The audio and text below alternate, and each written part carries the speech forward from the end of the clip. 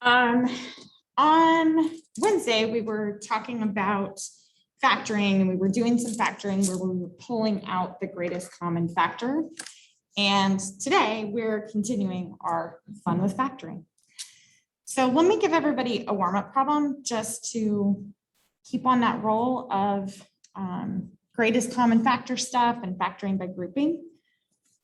Let me give us this one to get started. So warm up, try this on your own.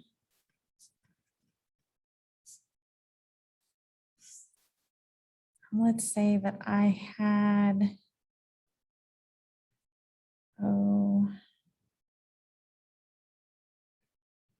3x cubed y plus 2x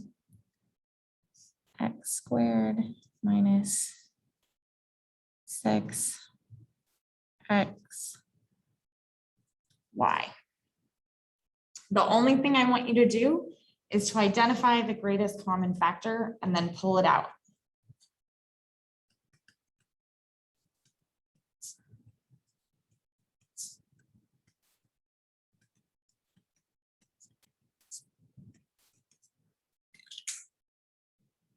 And I'll give you all a minute to try that on your own, and then we will get started with some other fun things.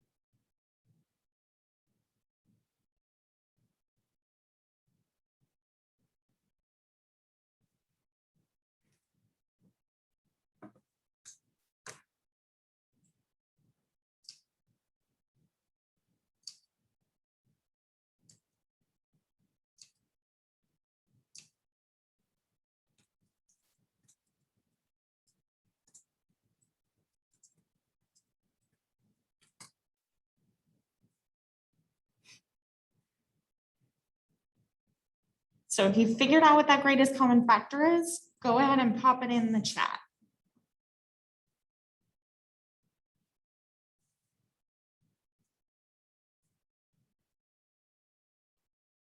I've got several people. Good morning, come on in. So I've got several people in the chat so far that have given me an X. And that is in fact the greatest common factor. That's it. That's all I can factor out of this thing. When we look at our three pieces that are separated by addition or subtraction here, the only thing that we're able to take out that they have in common is X. And when I do that, I'd end up with 3x squared y plus 2x minus 6y. Sometimes that's the best we can do. Sometimes there's nothing that we can pull out. Sometimes there's just one thing that we can pull out. Okay, where we're actually going today is we're going to start factoring trinomials. And for most students, sort of when you think factoring in your head, you are probably thinking about factoring trinomials. I will also say that that phrase trinomial, it's like a thing we use in algebra, and no one ever uses that phrase ever again. So that specific vocabulary is not super important. What our kind of classic trinomial looks like is something along the lines of x squared plus 7x plus 12. So our sort of classic trinomial has a squared term, a variable to the first power, and a number. It's a trinomial because we've got three pieces. Now there are lots of different methods for factoring trinomials, and if you have something that's working for you, just stick with it. I'm going to walk through a couple different ways to factor trinomials. And if you don't have something that's working for you yet, I would say try on our different methods for factoring and see what feels the most natural to you. I'm going to go through this one kind of slowly. But the idea when we're looking to factor is I'm trying to rewrite this as two terms that are multiplied together.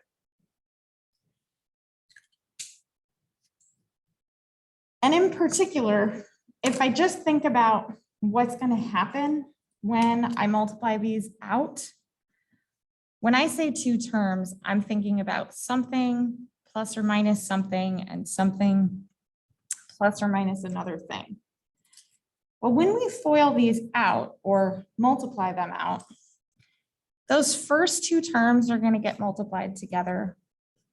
That first term is going to get multiplied by the very last term.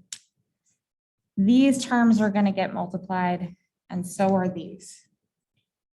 But when we look at the coefficients for each term in our trinomial, and I'm going to go ahead and add in the 1 here. One method for factoring is that we choose either the squared term or the number, whichever one, in my opinion, whichever one has the smallest coefficient. And I think about two things that would multiply together to give me that term. So for the x squared, the only two things I can multiply together are x and x. Then I'm going to focus on the last term. And I'm going to think about all of the possible factors of 12. So this is where I mentioned that your multiplication and addition facts really come in handy. So I'm going to think about all of the possible factors of 12, and I'm just going to list them out. So 2 and 6, 3 and 4, 12 and 1. Those are all of the pairs of numbers that I can multiply together to get 12. The next thing that I'm going to do is just try each of those combinations and quickly multiply things out. I already know that my two x's will multiply to give me x squared. And because I've strategically chosen these, I know that each pair will also give me the 12. So the only part I'm really focusing on is whether I can build that 7x from the addition of like this arc of my rainbow and this arc of my rainbow. So here's what that's going to look like. I'm going to try out the 2 and the 6. I already know I get the 12. I already know I get the x squared. So I'm really just thinking about the 6x and the 2x terms. Well, if I add these together, I do not get 7. And if I subtract them, I also don't get 7. So there isn't a way to take that 6x and the 2x and build the 7x that I need in the middle. So this didn't work. So I'll try the next pair.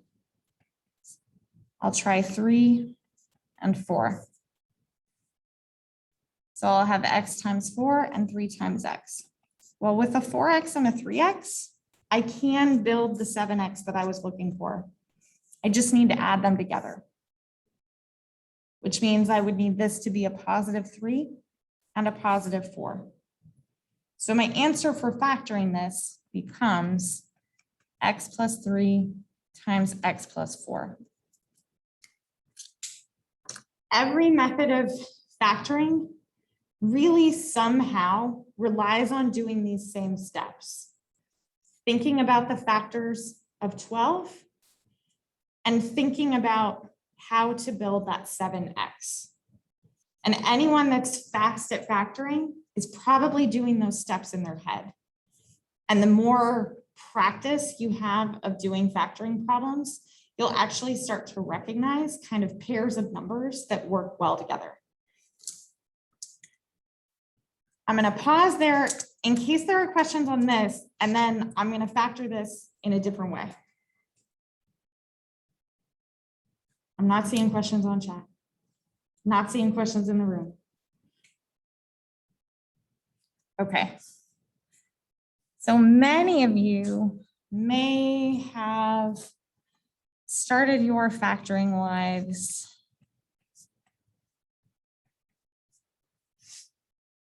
I don't know, sometimes this is called the Xbox method, but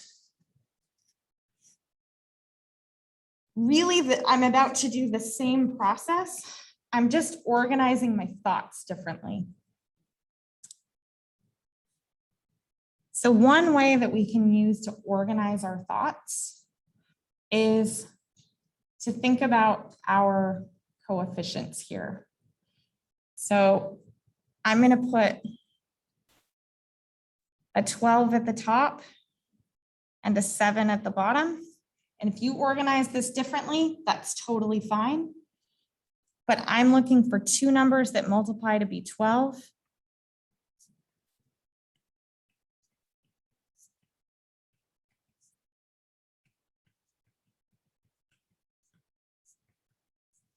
And add up to 7. And then I would do exactly the same thing on the other one, where I'm just listing out all my factors of 12 and thinking through which ones add to be 7. So if I did this, I would write out 6 and 2 and go, nope, they don't add to 7. 3 and 4. Oh yeah, those do add to 7. Well, once we've figured out what those are, now there are still two different methods that we can take with this. One of them is to rewrite and use factoring by grouping. So if I take that x squared plus 7x plus 12, what this is telling me is to rethink about that 7x. And to think about that as saying 3x plus 4x.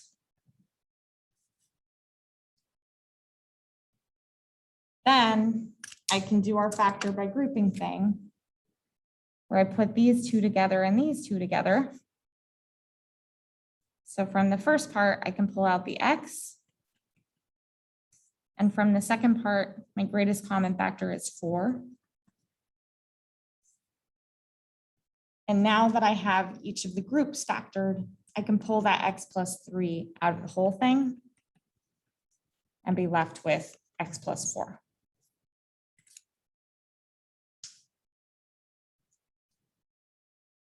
Same answer, really just different ways of organizing our thoughts.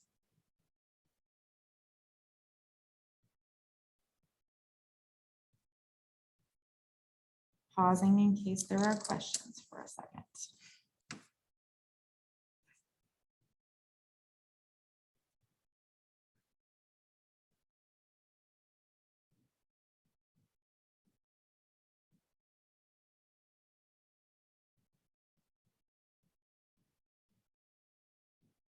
Not seeing questions. Let's just get some more practice. And I will personally try to just kind of remember to rotate a little bit which method I'm using so that we get practice either way.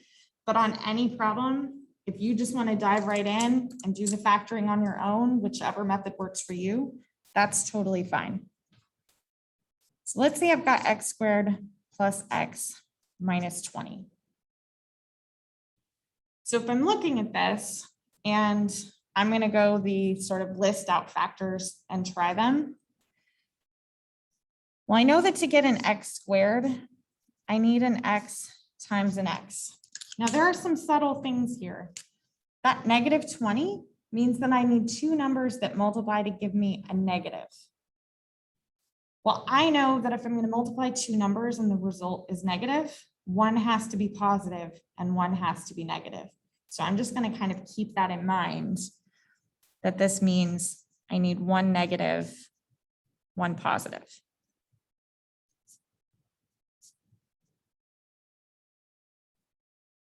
Positive, there we go. So when I list out those factors of 20, So I could have 20 and 1, or 10 and 2, or 5 and 4. I think I got them all. If I start trying them, I'm going to be honest. I don't have to actually write all of these out. I'm looking for two things that are going to add up to be 1. I'm just quickly running through this list. 20 and 1, heck no. 10 and 2, yeah, they're too far apart. There's no way I'm getting a 1 out of that. Now 5 and 4, you might initially think, oh, those are going to add up to be 9. But remember that I need to make one of them negative and one of them positive. So when I'm thinking about the combinations of numbers, I'm thinking about either the addition or the subtraction of the two of them. And 5 and 4, because they're only 1 apart, I know these are going to work. Now, when I look at the plus sign over here in front of the x term, that plus sign tells me that the larger number needs to be negative. I mean positive.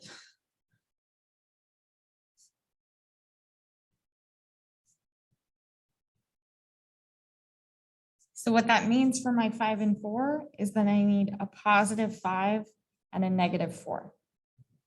So if I put that together, I'd have x plus 5 times x minus 4. And if you want to check your work, all we have to do is multiply this back out. So x times x gives us the x squared we wanted. X times negative 4 gives me negative 4x. 5 times x gives me the positive 5x. And 5 times negative 4 is negative 20. When I combine the like terms here in the middle, I'm going to get x squared plus x minus 20, which is exactly what we were hoping to have.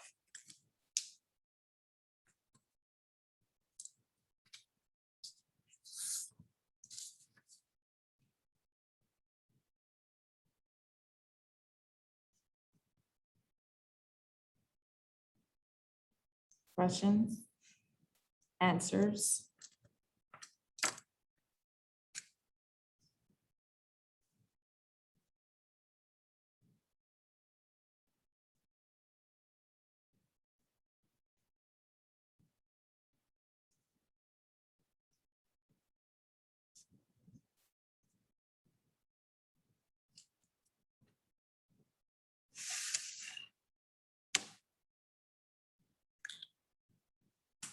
Okay.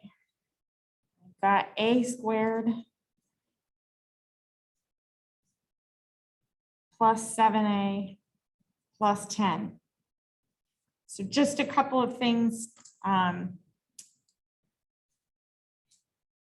so there's a request to do this one with the X method. So totally, we'll do this one with the X method. And again, both methods, we're kind of thinking through the same process. It's just how we're organizing our thoughts. So the number that I'm going to put, personally, the way I organize my X is that the number that goes on top is the coefficient on the first term times the last term. So that would be like a 1 times 10, and I would get 10. What I put down in the bottom is the coefficient on the middle term. And now I'm looking for two numbers that multiply to give me positive 10.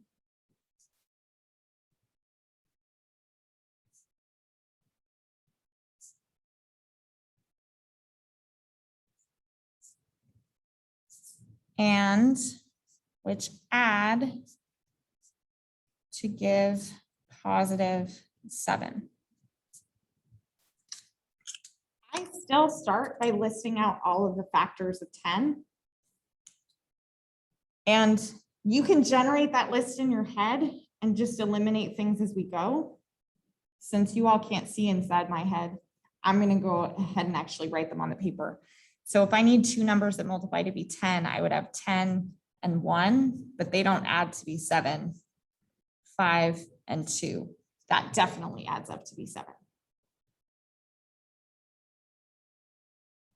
Where we go from here, we actually have two choices.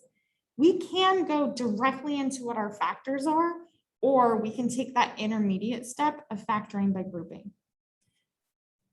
So I can go straight from here to say that I know this needs to be x plus 5 times x plus 2. And that works as long as my coefficient, oh, sorry, A, my letter was A. That works as long as my coefficient on the squared term was equal to 1.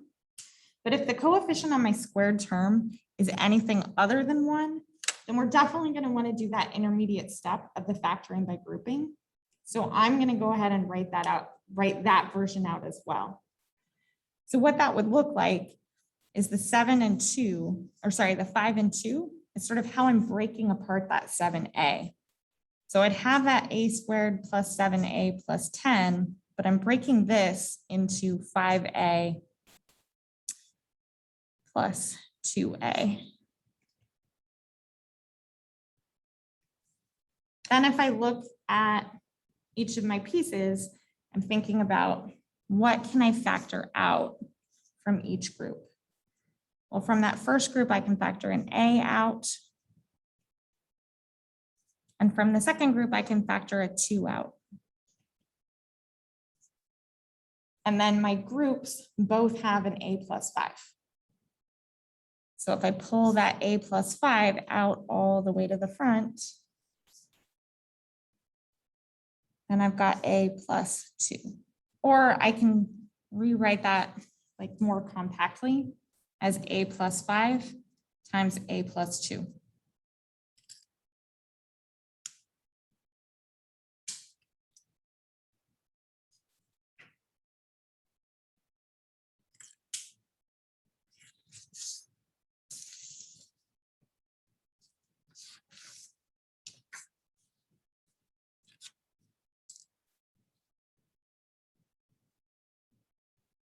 Dun, dun, dun.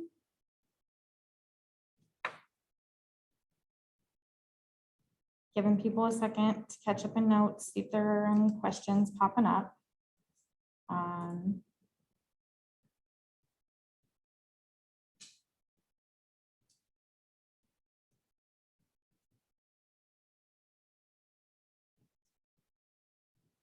But I am not seeing any questions pop up.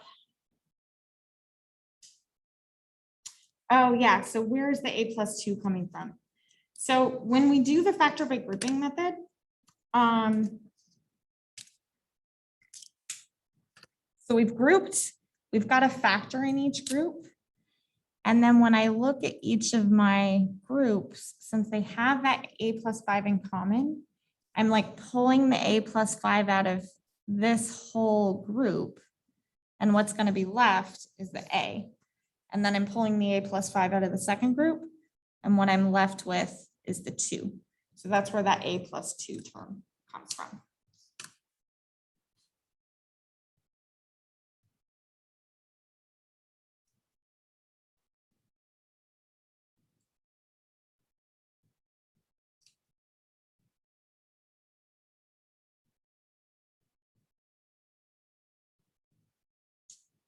Okay.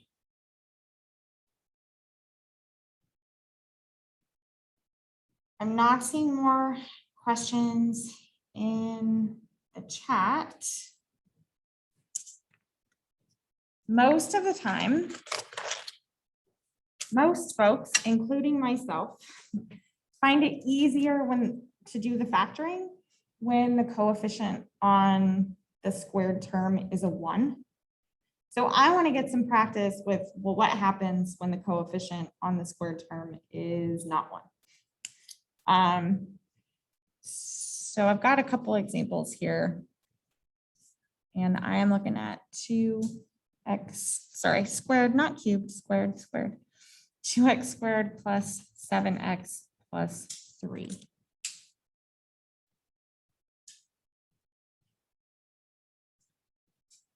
And I'll probably go ahead and do this both ways.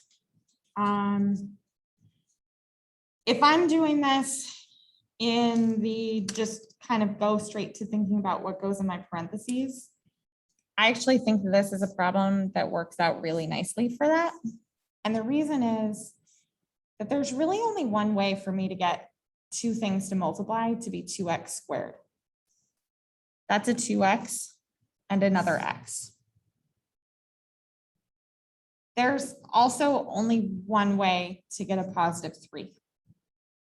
3 times 1. Now, I do actually have to check two possibilities because I could have a 1 here and a 3 here, or a 3 here and a 1 here. And I'm going to have different results because of where the 2 and the x are. So let's try the first one. And if I have 2x plus 1 times x plus 3, and I multiply this out, I would get 2x squared plus 6x plus 1x plus 3. And when I combine those together, I get 2x squared plus 7x plus 3. Well, that means that we found the correct factor, but I do want to multiply the other one out because I often get asked, does it actually matter which order you put them in? Well, if we had taken this version and I had put the 2x plus 3 together and then x plus 1, well, now when we multiply these out, I would have 2x squared, 2x times x is 2x squared plus 2x plus 3x plus 3. And that would combine to give me 2x squared plus 5x plus 3, which is not what we wanted. So it absolutely matters the order that you put the numbers into our set of parentheses. So the correct answer here was this top one, the 2x plus 1 times x plus 3.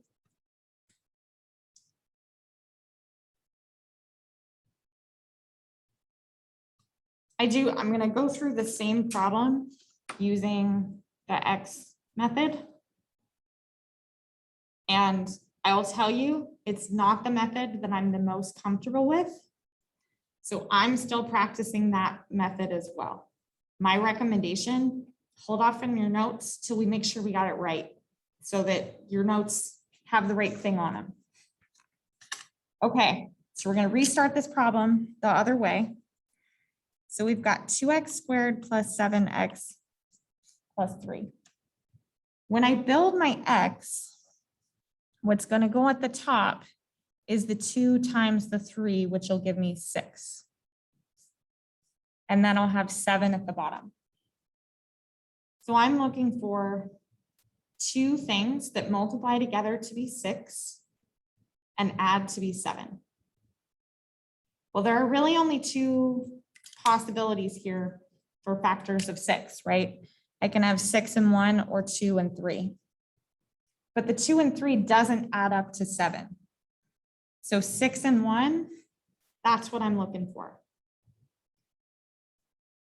So what we do with that 6 and the 1, this is where I said the factoring by grouping part is really necessary whenever my coefficient on the x squared term is something other than 1. So I'm going to take that 2x squared plus 7x plus 3, but I'm going to break the 7x apart as a 6x and a 1x.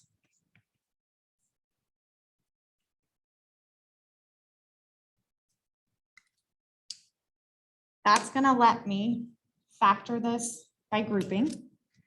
So I'm going to group the first two terms together, and I can pull out a 2 and an x from this, and I'm left with x plus 3. And this is that weird thing that happened the other day where there kind of isn't anything to factor out of these. So I write that as 1 times x plus 3. Now I have two new groups, right? But each of these groups already has that factor of x plus 3 in common. And I'd have x plus 3 times 2x plus 1. Which is the same answer that we got before, just with the factors written opposite. Okay, I said don't take notes. If you actually listen to me, put that in your notes now.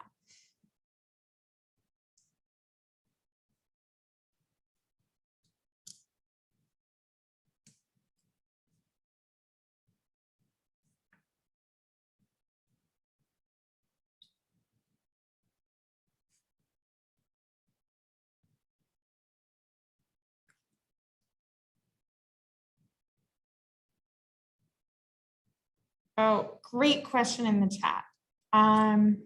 So there's a question in the chat of, did it have to be the 6x first and then the x?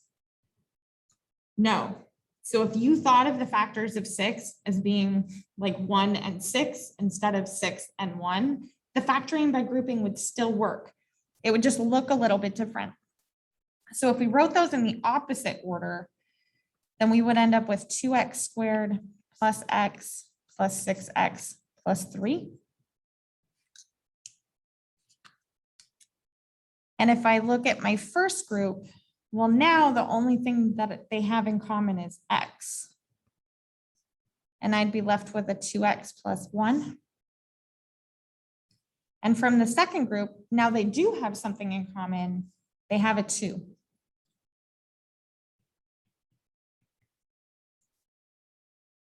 I mean a 3. Now, from those two groups, because they have that 2x plus 1 in common, I would end up writing this as 2x plus 1 and then x plus 3. So it doesn't matter which order you put those middle terms in.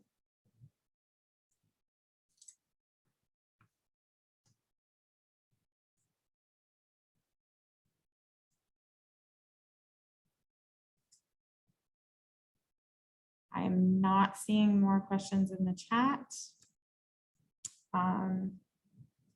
So let me give you all one. You can use whatever method you prefer. Let's go 3x squared minus 14x minus 5.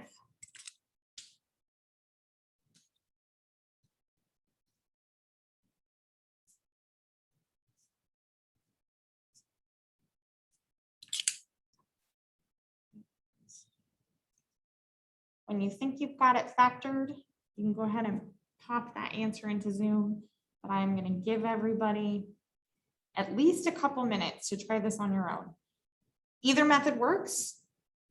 If you factor it quickly using one method, challenge yourself to try the other method.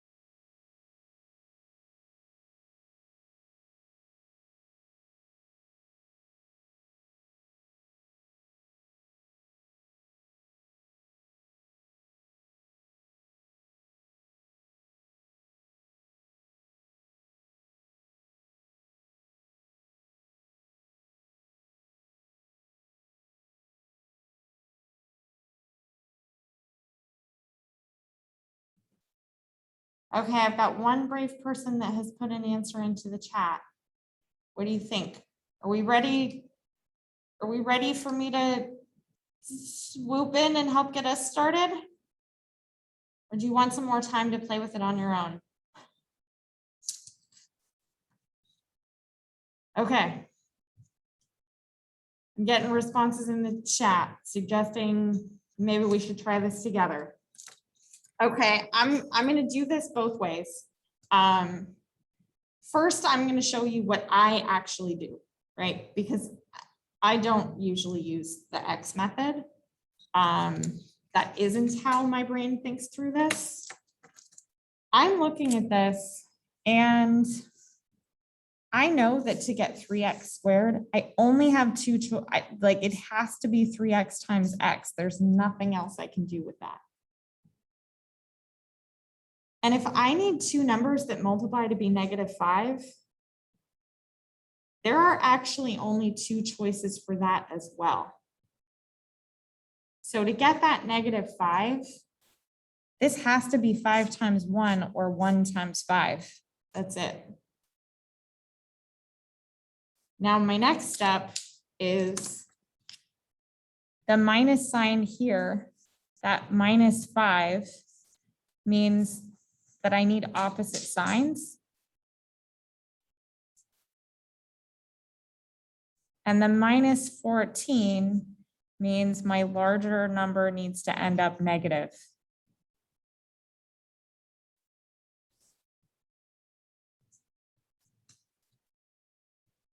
So kind of combining those two things together, if I were to put a 5 and a 1 in,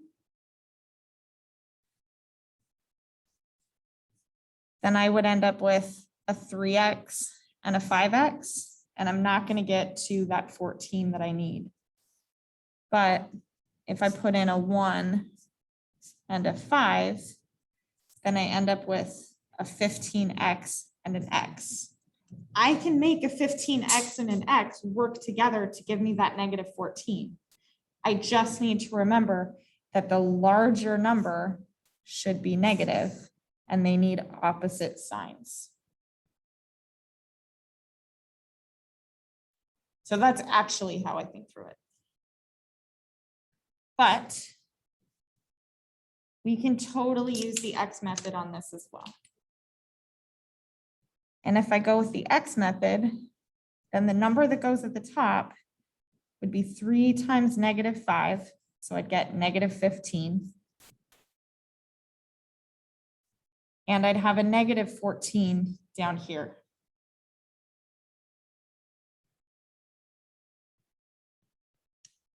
Okay, so there's a question in the chat about how did I know whether the larger number should be positive or negative? If that middle term is negative, then I know the larger number needs to be negative. If that middle term is positive, then I know the larger number needs to be positive. So it's dependent on what that number in the middle is. But let's say I was going to do the X method. So now I have to think about two numbers that multiply to be -15.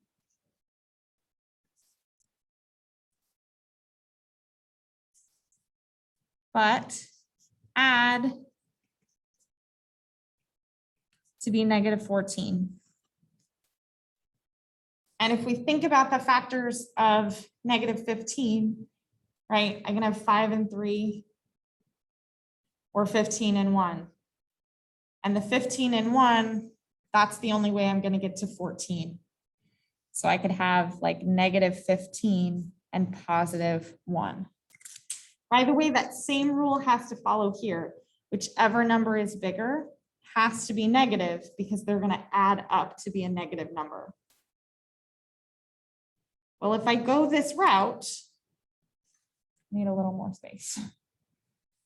So now I'm ready to set myself up for the factoring by grouping. So I'd have 3x squared. We're going to break apart that 14x and the -5, and I'm going to break this apart to be -15x plus x.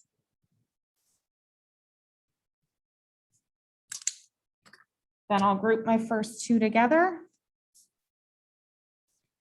And I can pull out a 3 and an x. And if I pull out 3x, I'm left with x minus 5. And from the second piece, I already have the x minus 5. So I like to write that as 1 times x minus 5. So that for my next set of groups, they have that factor of x minus 5 in common. And I get 3x plus 1, which should be the same thing we got before.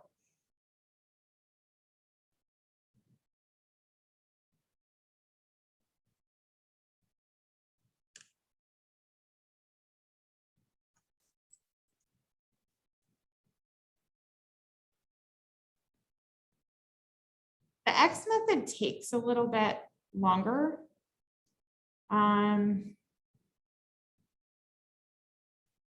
But it has a process you can follow, right? And so sometimes that's very comforting for students to have a process to follow for this. Now, I would say there's kind of also a process that I'm following when I don't do it this way. And part of that process is clearing up my mental space by writing the factors down on the paper. Especially when the numbers get bigger and there are a lot of possible combinations of factors.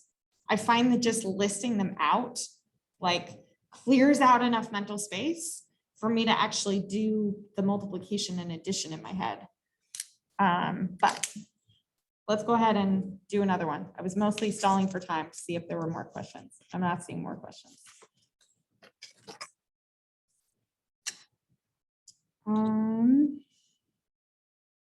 Okay.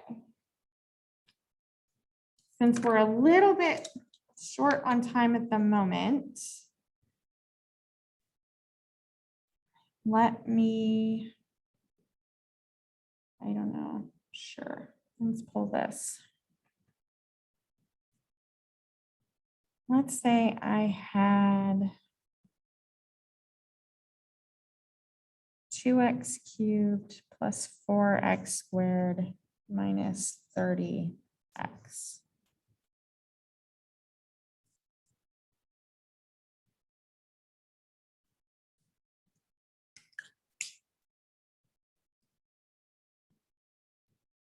So I should have mentioned this in the previous problem, but I didn't.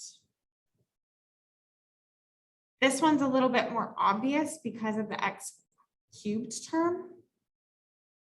But kind of my first check on the factoring should be to see if there's a greatest common factor that I can pull out of all terms, just to make our life a little bit easier. So I'm first going to check for a greatest common factor. What is my greatest common factor in this case? You can type it in the chat. Or you can unmute and actually say words. That's fine too.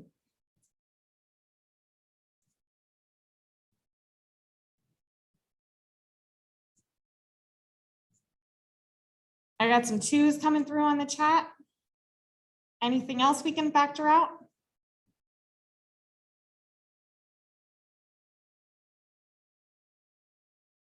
Yeah, I can totally pull out a 2 and an x.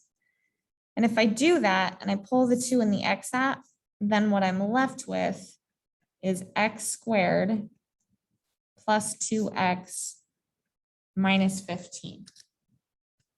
Now the instructions say to factor completely. And what that means is that we're not done until we check to see if this factors.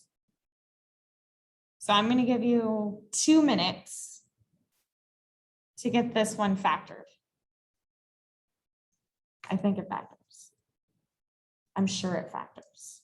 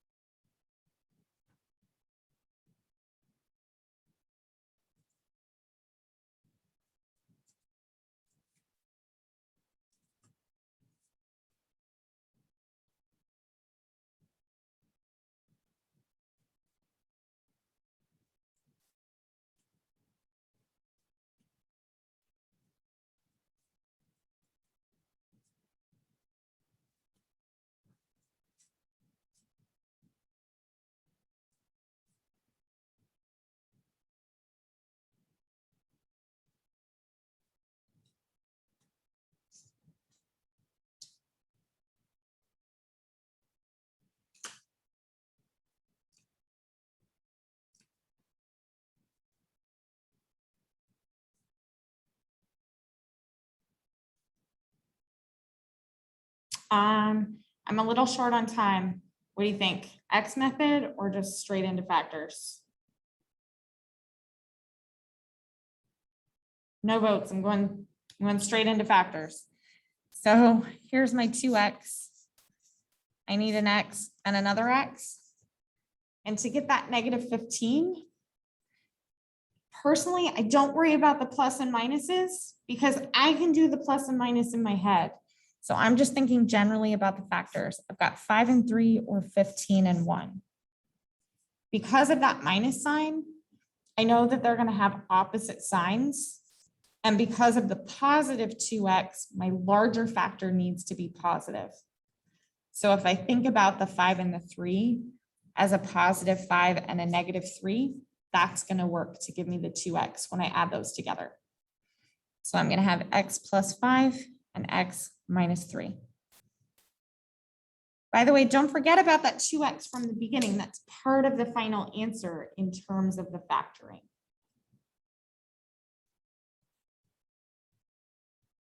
On Monday, we are going to be looking at special kinds of factoring, so difference of squares and sums and differences of cubes. And both of those are kind of going to be formulas that you'll be expected to memorize. So that's coming up on Monday. The factoring isn't going to go away. It's going to keep coming up throughout the quarter in the context of other problems. Okay. Thank you all for joining me this morning.